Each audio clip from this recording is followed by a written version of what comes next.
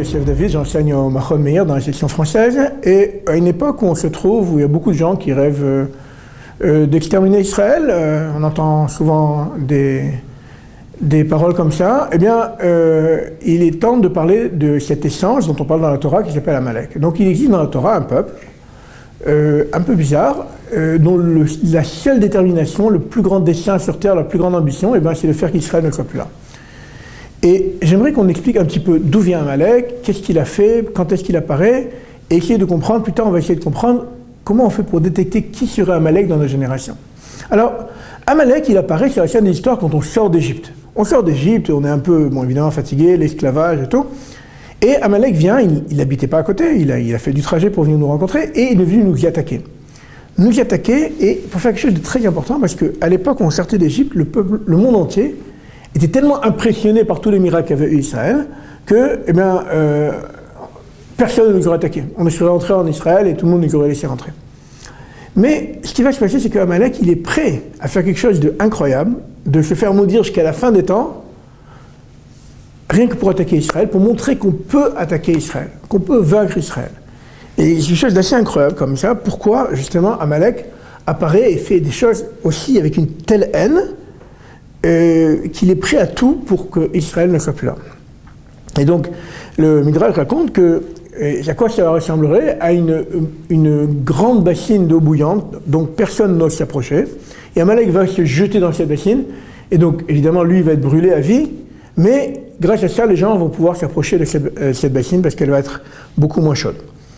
Donc, c'est le Midrash qui explique ça. Maintenant, j'aimerais expliquer quand est-ce qu'apparaît Amalek. Il apparaît donc à des périodes de transition d'histoire, quand Israël sort d'Égypte, eh bien, quand on va créer le premier royaume d'Israël avec Shaoul, et quand on va revenir en Israël à l'époque de Esa, et plus récemment, dans notre époque, à la création de l'État d'Israël, quand Israël passe de l'époque de la galoute, de l'exil jusqu'à Israël. Alors on va voir Amalek cette fois-ci qui va parler allemand, puisqu'on va voir des gens qui vont avoir comme dessein de détruire tout Israël, comme Aman le voulait, le même type de haine.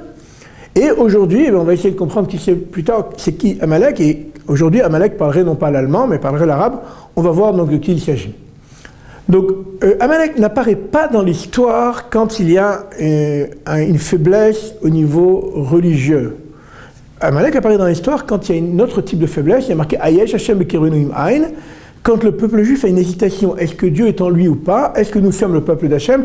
Est-ce que nous sommes réellement ceux que Hachem a décidé qu'on devait faire son histoire, son projet messianique avec? Et quand c'est cette hésitation, eh bien apparaît Amalek, il dit non, vous inquiétez pas, c'est pas vous, c'est moi. Et je voudrais expliquer pourquoi il fait ça. Alors qui est Amalek, le Amalek de l'histoire, le premier Amalek, le personnage?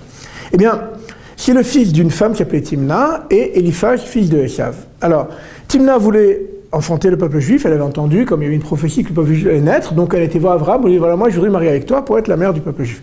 Évidemment, elle attendait qu'elle était très loin d'être tzadékette, donc elle a été repoussée, et après elle était voir Yitzhak, et Jacob, elle a été repoussée jusqu'à qu'elle pour être dans la famille d'Abraham Avinu.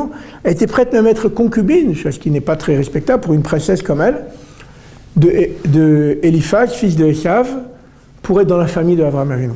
Donc de toute cette possibilité de ne pas avoir été Israël, eh bien, va naître Amalek. Donc Amalek, ça va être cette entité négative qui va surgir dès que Israël va avoir une hésitation dans son identité.